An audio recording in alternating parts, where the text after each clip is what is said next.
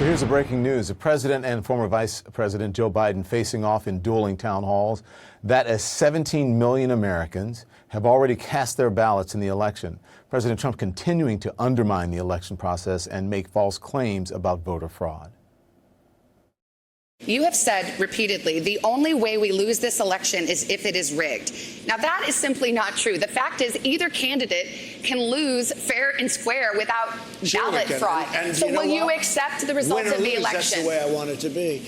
But when I see thousands of ballots, right, unsolicited ballots being given out by the millions, and thousands of them are dumped in dumpsters, and when you see ballots with the name Trump, military ballots from our great military, and they're dumped in garbage cans. That is a handful. We could go all night, which we won't. No, but we it's could go all happening night. every day.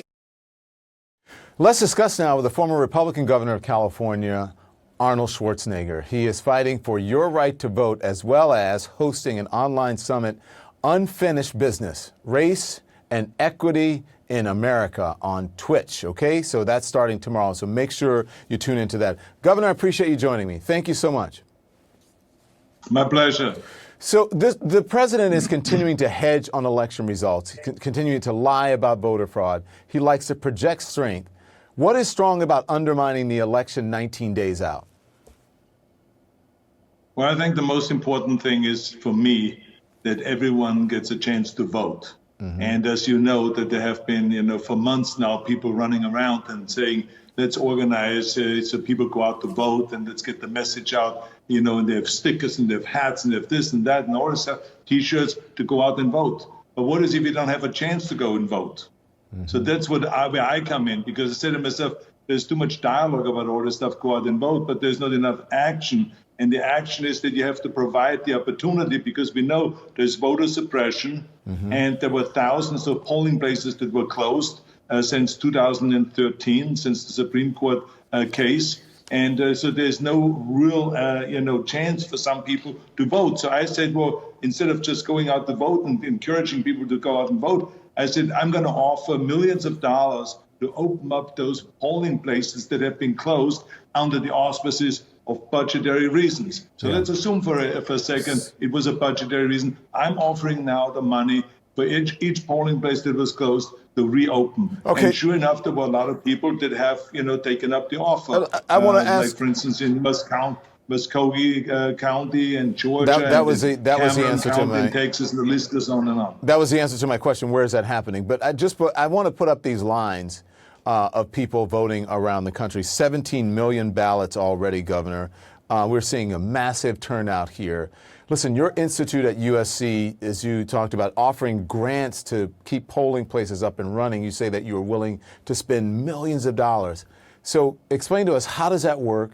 Where is that money going?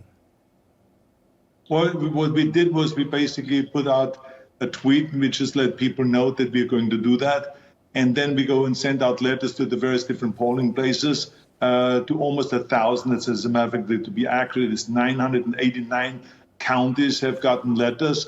And then we have done follow-up phone calls to make sure that they've received the letter. So there's no one saying, well, we never received the letter. So, and then certain places started, responding to it. And like I said, Muskogee County in Georgia was one of those places that are going to open up tomorrow, a super center where they think there will be 70 to 80% turnout. I mean, it's huge. And then in Cameron County in Texas, there's 2 super centers that were opened up. The first day, on Monday, they had 10,000 people turn out to vote. Wow. I mean, it's really extraordinary stuff. But on the other hand, we have a state like Louisiana that had 0 applications. I mean, we sent the applications to them. They had not responded, or they have actually, when we called, shut us down and just said, we are not interested in opening up any polling places. We are not interested in your money, or something like that. So you have both. So there's clearly, I think, voter suppression, and what we want to do is offer everyone a chance to vote. It doesn't matter if you vote Republican or Democrat. It has nothing to do with parties.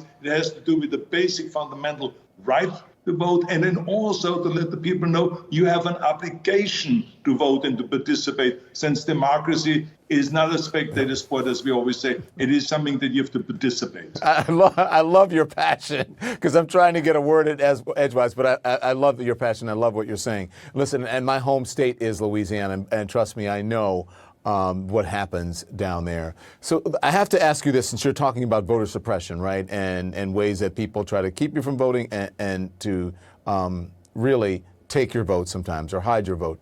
You're a former Republican governor of California. I've got to ask you, the California Republican Party says it will not comply with the state's cease and desist order over unofficial ballot drop boxes placed in several counties. You were the governor of the state once. What is your message to them? Well, we have always, known, and I even said that in 2007 to the Republican Party at their convention in California, that you're dying at the box office. And so they are off the rail. First of all, what they are offering to the people in California, I mean, you cannot see them anywhere when it comes to healthcare. They have no interest in education. They have no interest in any of those kind of issues that, for instance, women are so interested in, and that's why they lost millions of women at the Republican Party, and that's why it's a sinking ship. And this is what I say, it's a stupid thing they're doing right now with these ballot boxes and that they're creating. So I think it's just Mickey Mouse stuff that, has serious kind of like effect. And I think that what they should do is really, offer people hope and be out there and really make everyone participate and make everyone go and be able to vote and those kind of things, rather than make those fake ballot boxes and stuff like that. Okay, so Governor, I have lots to talk to you about. I want to talk to you more about getting people out to vote, and I also want to get your reaction to the dueling town halls tonight. We'll talk right after this break. Stay with us. So we're back now with Governor Arnold Schwarzenegger. Governor, appreciate you joining us again and staying with us longer. So let's talk about coronavirus cases, and then I want to ask you about the town hall and more on voting. Coronavirus cases climbing to out-of-control levels. This president continues to attack Dr. Fauci. Is he fit to lead right now on this issue? Well, I mean, let me tell you that the whole country has, made a mistake with the way they went about it with the coronavirus, from the top all the way down to the bottom. Because I think as much as the federal government was not prepared for this disaster and for this virus, even though they knew that there was a breakout, because I remember end of December when I was skiing and I heard on television that there was this enormous breakout in China, and that it would most likely spread all over the world. So everyone knew at that point already. So there was no governor was ready to go with this whole thing. They all were caught with by surprise. No hospital was ready really to go. The federal government was not ready for this kind of attack of the virus. No state. I mean, it was amazing that I remember that I was sitting there and I said, wait a minute, no one has protective gear. Hospitals don't have protective gear. The federal government doesn't have protective gear. The state doesn't have it. The city doesn't have it. What's going on here? And so I put in $1 million to buy some protective gear for some of the important hospitals here in the Los Angeles area that I was familiar with.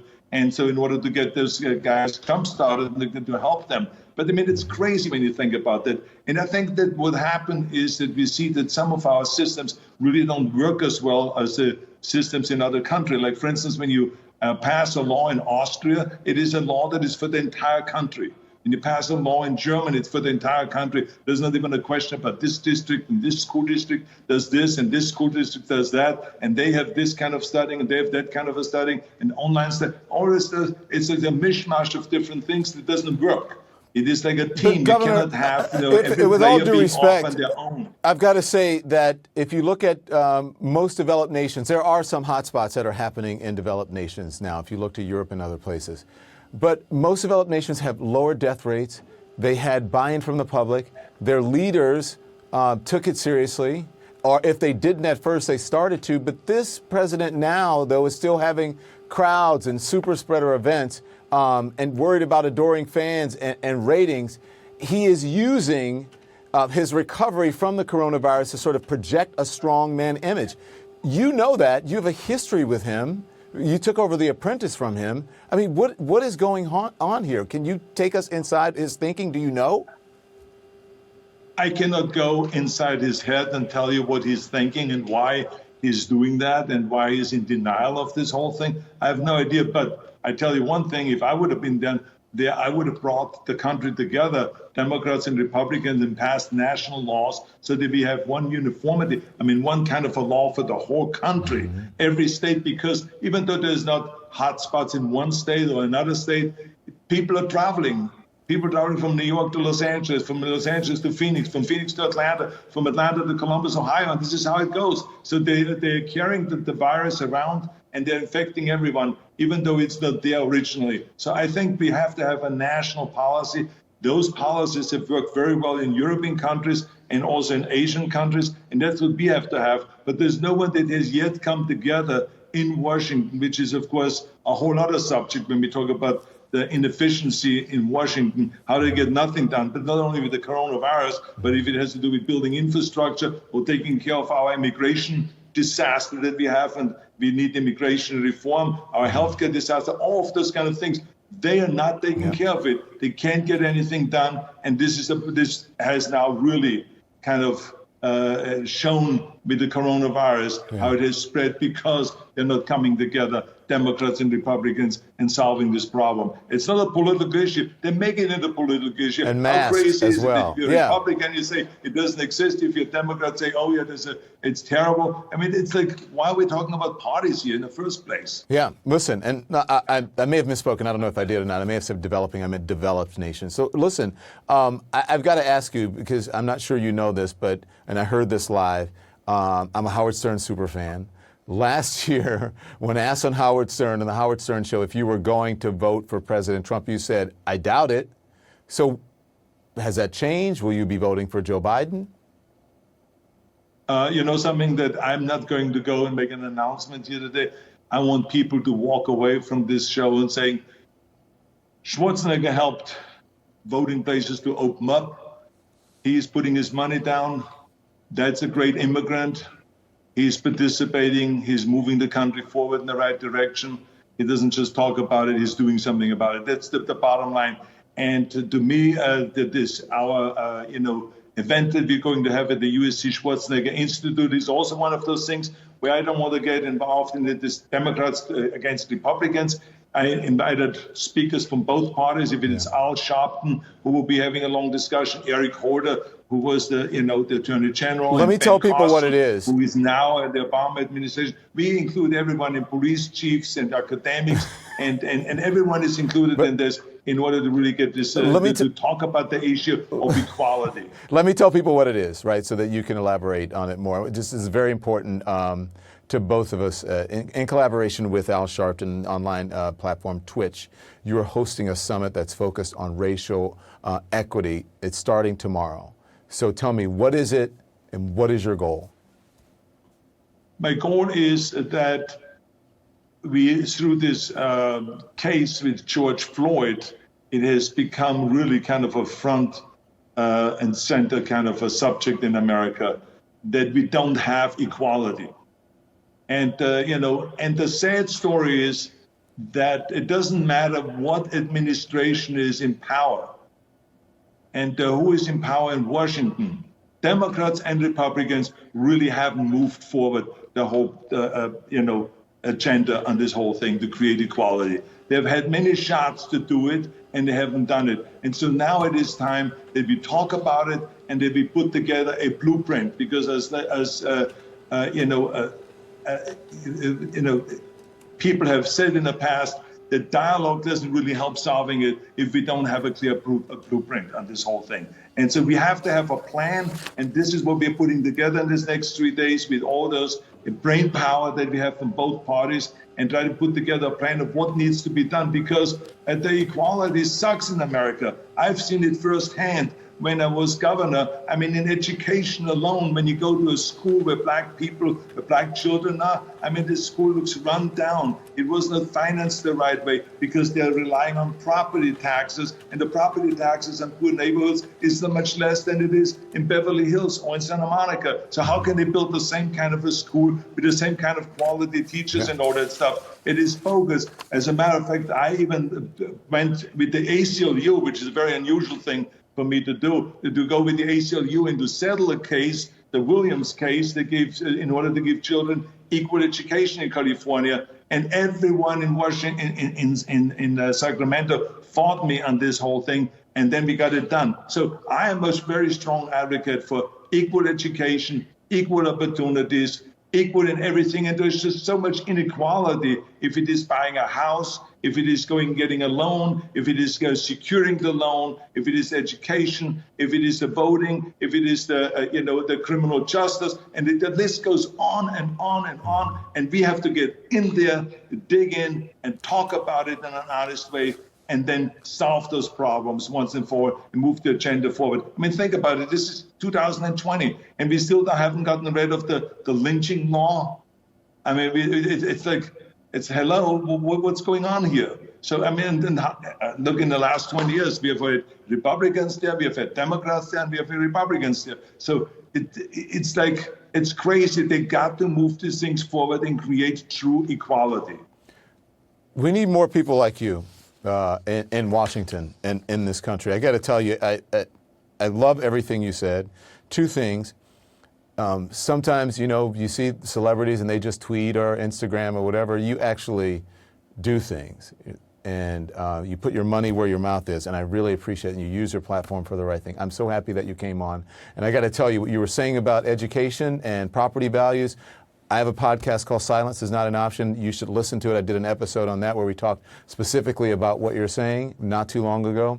And I also have one coming out that came out today that deals with why people should vote, the two subjects that you discussed. But Governor, thank you. Please come back anytime. I would love to have you. Thank you. I will. Thank you very much. Thank you, Don. Thank you.